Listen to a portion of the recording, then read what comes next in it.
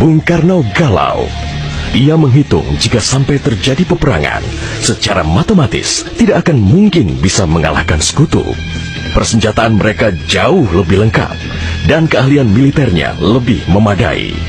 Atas saran Jenderal Besar Sudirman, Bung Karno diminta mengirim utusan khusus kepada Roisul Akbar Nahdlatul Ulama, Hadratus Syekh Kiai Haji Hashim Asy'ari di Pondok Pesantren Tebu Ireng, Jombang.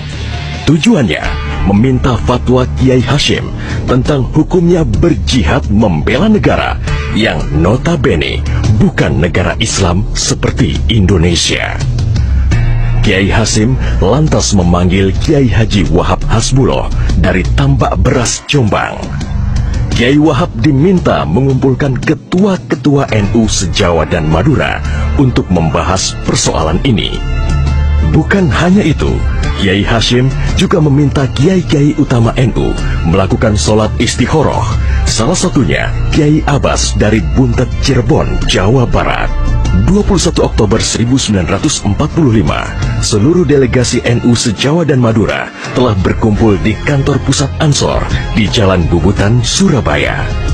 Kiai Hashim memimpin langsung pertemuan tersebut dan kemudian dilanjutkan oleh Kiai Wahab.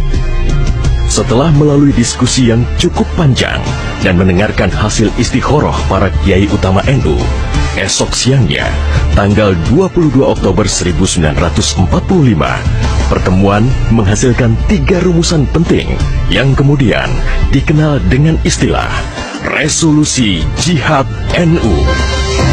Pertama, setiap muslim, tua, muda, dan miskin sekalipun, wajib memerangi orang kafir yang merintangi kemerdekaan Indonesia. Kedua, pejuang yang mati dalam membela kemerdekaan Indonesia layak dianggap syuhada.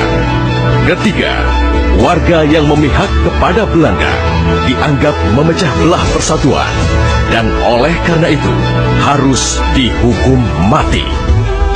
Dokumen resolusi jihad ditulis dalam huruf Arab Jawa atau pegon, ditandatangani Kiai Haji Hashim Asy'ari, disebarluaskan ke jaringan pesantren, tak terkecuali kepada komandan-komandan Laskar Hizbullah dan Sabilillah di seluruh penjuru Jawa dan Madura.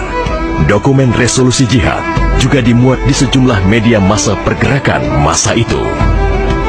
Hanya berselang 3 hari pasca resolusi jihad dicetuskan, 6.000 tentara sekutu mendarat di Pelabuhan Tanjung Perak, Surabaya dengan persenjataan lengkap.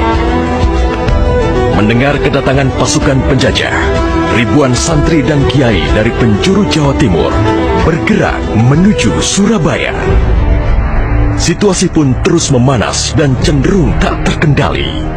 Resolusi Jihad NU telah memompa semangat perlawanan rakyat dan memicu terjadinya pertempuran hebat selama 3 hari di Surabaya, tanggal 27, 28, dan 29 Oktober 1945.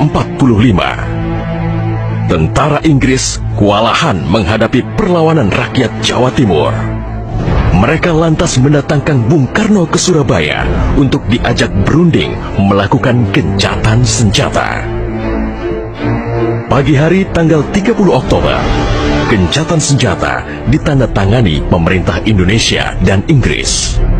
Namun, sore harinya terjadi insiden di Jembatan Merah yang menewaskan orang nomor 1 tentara Inggris di Surabaya, Jenderal Malabi.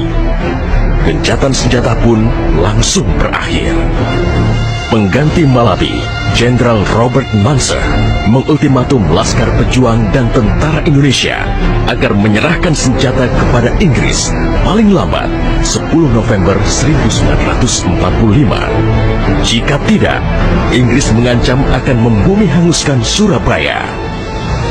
Mendengar ancaman itu, para komandan Laskar Hizbullah, Sabilillah, Mujahidin, TKR, dan para santri marah besar. Seorang pemuda bernama Sutomo atau yang dikenal dengan Bung Tomo sowan kepada Kiai Hashim. Ia meminta izin kepada Kiai Hashim untuk menyiarkan dan menyebarluaskan resolusi jihad melalui radio. Bismillahirrahmanirrahim. Merdeka! Saudara-saudara penduduk kota Surabaya, kita semuanya telah mengetahui bahwa hari ini tentara Inggris telah menyebarkan pamflet-pamflet yang memberikan suatu ancaman kepada kita semua. Kita diwajibkan untuk dalam waktu yang mereka tentukan menyerahkan senjata-senjata yang telah kita rebut dari tangannya tentara Jepang. Tetapi inilah jawaban kita. Selama banteng-banteng Indonesia masih mempunyai darah merah yang dapat membikin secarik kain putih, merah dan putih, maka selama itu tidak akan kita mau menyerah kepada siapapun juga.